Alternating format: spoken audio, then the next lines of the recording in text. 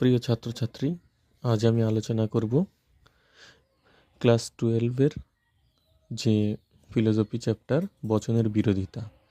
এই বচনের বিরোধিতার একটা সত্য মিথ্যা নির্ণয়ের একটা ছক রয়েছে।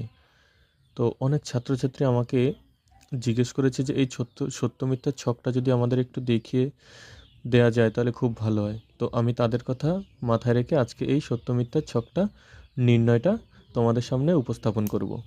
তো তোমরা দেখে নাও যে এই সত্য মিথ্যার ছকটা কী করে নির্ণয় করা হয়।